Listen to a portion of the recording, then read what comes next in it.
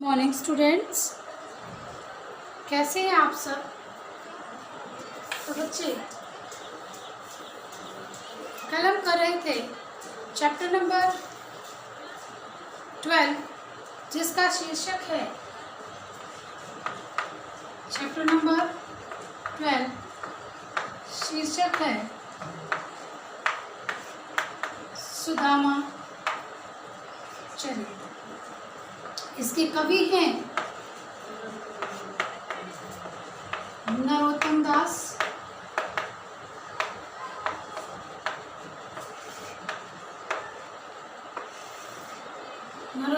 जी इसके कवि हैं।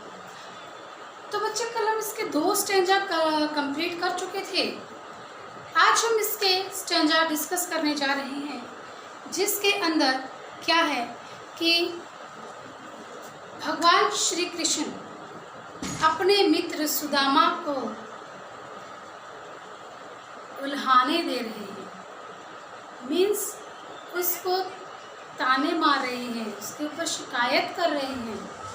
क्या कि जो सुदामा है ना, वो क्या करता है, सुदामा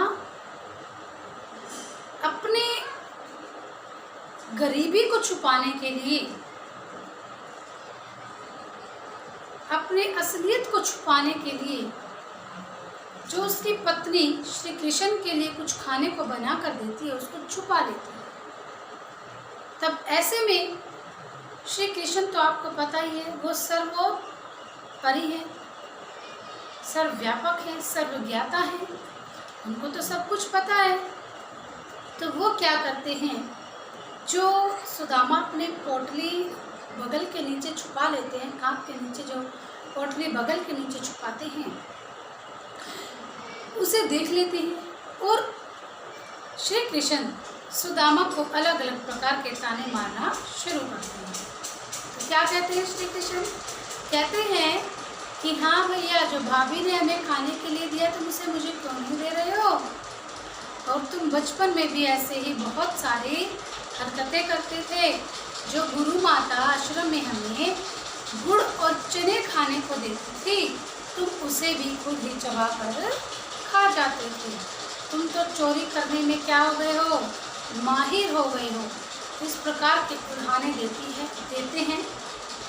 अगला जो हमारा स्टेंजा आएगा, उस स्टेंजे के अंदर सुदामा का विदाई के समय का वर्णन किया गया है कि जब श्री कृष्ण और सुदामा का मिलन हो जाता है और उसके बाद उनकी विदाई का, सुदामा की विदाई का जब समय आता है, तब क्या होता है, तब सुदामा अनेक प्रकार के विचार जो अपने मन में लेकर जाता है। उसके मन में अलग अलग तरह के प्रश्न उठते हैं और अलग अलग प्रकार से वो सोचता हुआ जाता है। तो आइए स्टूडेंट्स, हम पहले 3rd स्टैंडर्ड की लाइन टू लाइन व्याख्या कर लेते हैं।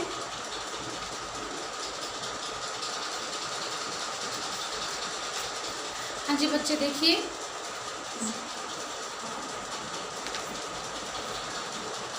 कछु भाभी हमको दियो, सो तुम काहे ना दे। कछु मीन्स कुछ, दियो मीन्स देना।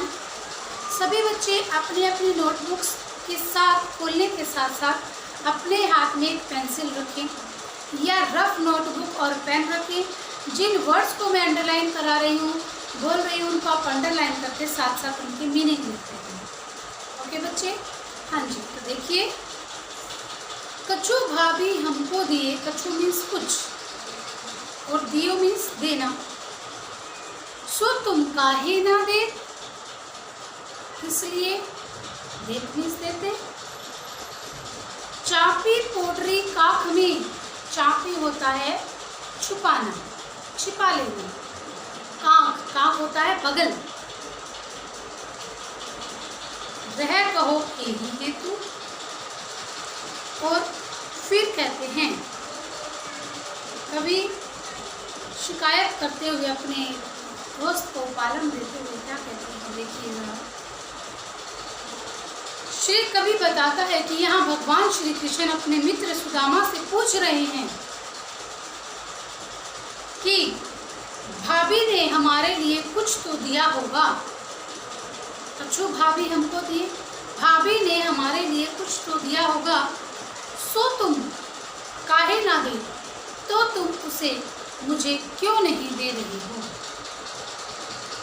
फिर है, चापी पोटरी काख में रहे कहो के ही हेतु। तो फिर कहते तुम उस पोटली को अपनी बगल में क्यों छिपा रहे हो, यानी कि तुम उस पोटरी को अपनी काख में रहे काहू हेतु तुम उसे क्यों छिपा रहे हो। आगे चना गुरु मातु दय तो लय तुम चाबी हमें नहीं देने। गुरु माता मीन्स गुरु माता, दय मीन्स देना, चाबी मीन्स चबाना, और नहीं मीन्स नहीं, और देने मीन्स देना। तो कहते हैं कि जब गुरु माता हमें गुड़ और चने चबाने के लिए देते थे, तब भी तुम अकेले ही उसे चबा जाते थे। तुम चाबी, तब भी तुम अकेले ही उसे चबा जाते थे और मुझे खाने के लिए नहीं देते थे। तुम्हें नहीं देने, मुझे खाने को नहीं देते थे। श्याम कहो मुस्काए सुदामा सो, मुस्काए मीन्स खुश होकर। श्याम श्री कृष्ण सुदामा से मुस्कुरा कर कहते हैं, चोरी की बान में, बान होता है आदत,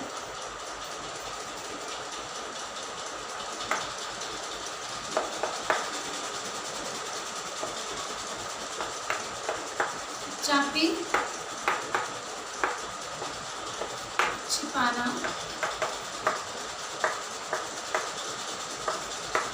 बगल, कांख,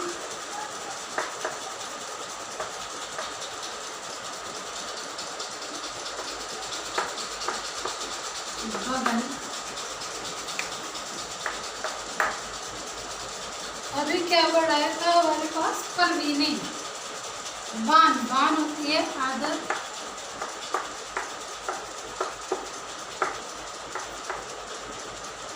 परवीने होता है निपुण,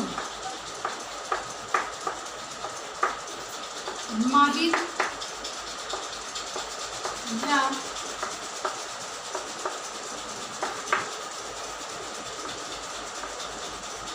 कुशल। तो क्या कहते हैं सुदामा से श्री कृष्ण, श्री कृष्ण मुस्कुराते हुए सुदामा से कहते हैं कि तुम्हें चोरी की आदत हो गई है और तुम चोरी की आदत में निपुण हो गए हो। अर्थात कहने का आशय क्या है कि चोरी की आदत में तुम बड़े कुशल हो। क्यों? क्योंकि जो भाभी ने मुझे बनाकर मेरे लिए दिया है, तुम मुझे उसे भी नहीं दे रहे हो, छुपा रहे हो अपने बगल के नीचे। और जब गुरु माता हमें गुड़ और चने खाने को देती थी, तब भी तुम अकेले अकेले उसे चबा कर खा जाते थे। तो तुम क्या है, चोरी की आदत में बड़े ही कुशल हो गए हो। पाछली पानी अजो नहीं ने जो तुम तेसाई भाभी के तंदूर पीने। पोटरी, एक लाइन दिया के बीच में, पोटरी कांख में चापी रहे तुम उस पोटली को अपनी कांख अपने बगल में छुपा रहे हो। खोलत नहीं सुधारस, सुधारस होता है, सुधा मीन्स अमृत, सुधारस रूपी उस खाने को, उस पोटरी को तुम क्यों नहीं खोल रहे हो जिसके अंदर सुधा अमृत रूपी भोजन दबा हुआ है।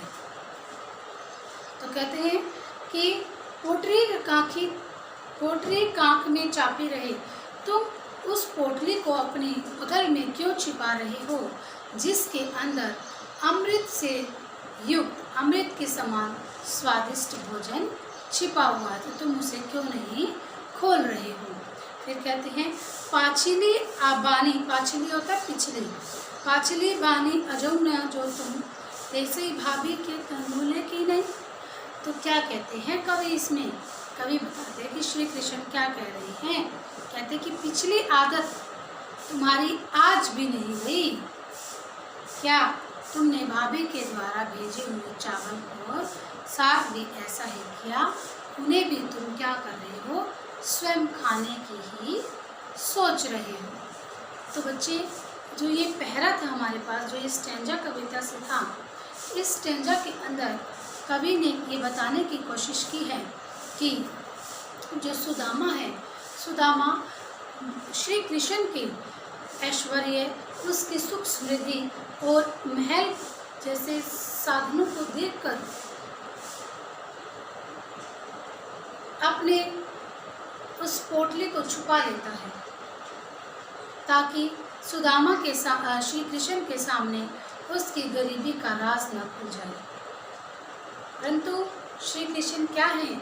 श्री कृष्ण से कुछ छुपा थोड़ी है, वो तो सर्वव्यापक है, हर जगह फैले हुए हैं, सर्वज्ञाता हैं, सब कुछ जानने वाले हैं।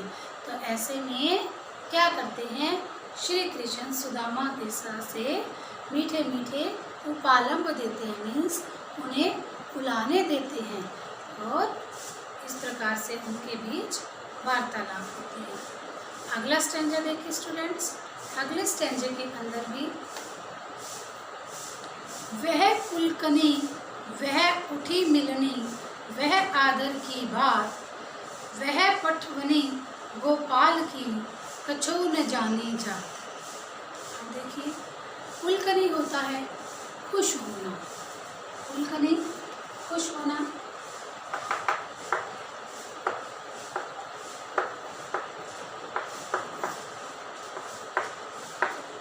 खुश, पुलकनी का अर्थ होता है खुश।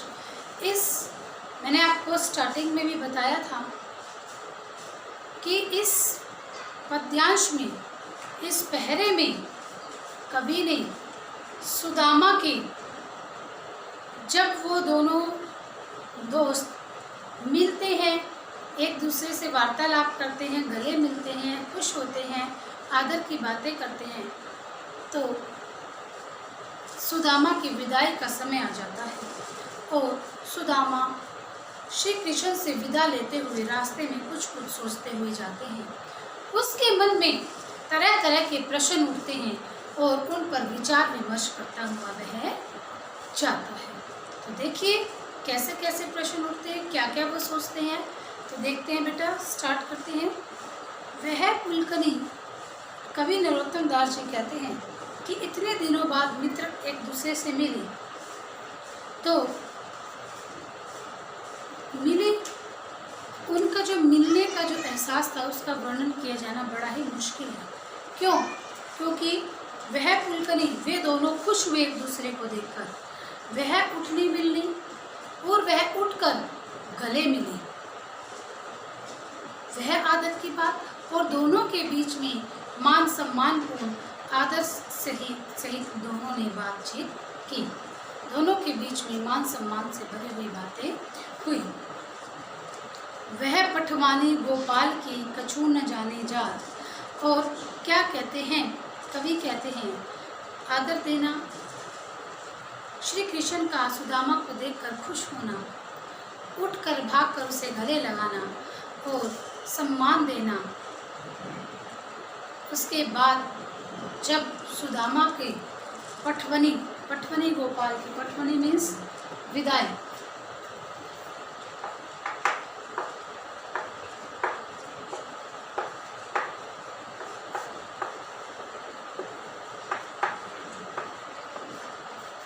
पटवनी होता है विदाई। तो कहते हैं कि फिर जब सुदामा की गोपाल से पटवनी, गोपाल यानी श्री कृष्ण से विदाई का, जब सुदामा का श्री कृष्ण से विदाई का समय आया, कछू न जाने जात, तो उसका वर्णन नहीं किया जा सकता। उसके मन में जो है एक दुख था। कहा भयो जो अभयो हरि का राज समाज, और सुदामा अपने मन में कहा भयो कि भाई अब हरि का जो राज समाज है वो कहाँ चला गया।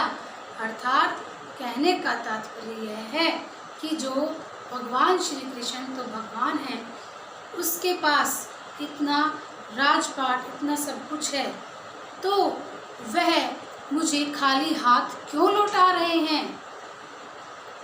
कहा भयो जो अभयो हरि का राज समाज, कि जो हरि का राज समाज है वह तो संपन्न हो गया है, खत्म हो गया है। अर्थात कहने का भाव यह है कि वो सिर्फ श्री कृष्ण जो है सुदामा को विदाई के समय कुछ नहीं देते, वह उन्हें खाली हाथ ही विदा करते हैं। तब ऐसे में सुदामा मन में विचार करते हैं कि हरि का जो राज समाज था वो तो खत्म हो गया है, संपन्न हो गया है। हऊ आदत नाही हो तो वाही पठियो ठेली, कि कहते हैं कि उसे तो कुछ और आता ही नहीं, वह मुझे उसके पास जब खुद ही कुछ नहीं है तो वो मुझे क्या देगा। घर घर औरत फिरे, मतलब वह तो घर घर फिरता है। कैसे, किसके लिए? तनक दही के काज, थोड़े से दही को इकट्ठा करने के लिए वह तो घर घर में हाथ पसारता फिरता है। अब कहिए समझाओ कि बहु धन धरो सकेली, सकेले में संचय करना, बहु मीन्स बहुत, धन मीन्स बहु मीन्स थोड़ा और धन मीन्स धन संपत्ति। फिर कहते हैं कि और वो श्री कृष्ण मुझे समझा रहे हैं कि मैं कुछ धन संपत्ति जोड़कर संचित कर लूं। अर्थात कहने का तात्पर्य है इस पंक्ति में क्या है कि जब श्री कृष्ण सोचता है कि श्री कृष्ण ने मेरे साथ मिलजुल कर, मेरे साथ खुश भी हुए मुझे देखकर, मुझे गले भी लगा लिया, मेरे साथ मान सम्मान की बातें भी की हैं, पर जब मुझे मेरा जाने का समय हो रहा है, उसके पास इतना धन और इतनी सुख समृद्धि है, इतना सब कुछ उसके पास है, तो उसने मुझे कुछ क्यों नहीं दिया विदाई के समय? विदाई के समय वो मुझे खाली हाथ क्यों भेज रहे हैं? उसके मन में इस प्रकार के सवाल उठते हैं और कहते हैं कि अब तो हरि का जो राज समाज है वो खत्म हो गया है, संपन्न हो गया है। फिर कहते हैं कि वो मुझे क्या देगा? ये सोचता है इसके पास वो मुझे भला क्या देगा, जिसके पास तो खुद ही कुछ नहीं है तो वो मुझे क्या दे सकता है। जो व्यक्ति एक थोड़ी सी दही को पाने के लिए घर घर में हाथ पसारता फिरता है वह भला मुझे क्या दे सकता है। इस प्रकार से सोचता हुआ वह चला जाता है और श्री कृष्ण मुझे ये समझा रहे हैं कि मैं धन संपत्ति को जोड़कर उसका संचय कर लूं। तो इस प्रकार से अनेक प्रकार के जो सवाल हैं वो किसके मन में आते हैं? सुदामा के मन में भगवान श्री कृष्ण के प्रति आते हैं। तो बच्चे इन दोनों पद्यांशों में से वीडियो लेक्चर को सुनकर आपको स्वयं ही 1 मार्क्स क्वेश्चन आंसर बनाने हैं और उनके आंसर लिखने हैं। अगर किसी बच्चे को कोई प्रॉब्लम आती है तो कमेंट बॉक्स में कमेंट करके मुझसे पूछ लीजिए, आपकी हर प्रॉब्लम का सॉल्यूशन होगा, आपका जवाब दिया जाएगा। मैं कोशिश करूंगी कि आपको संतोषजनक उत्तर दिया जाए। तो आज के लिए स्टूडेंट्स इतना ही। Thank you, have a nice day, stay home, save life.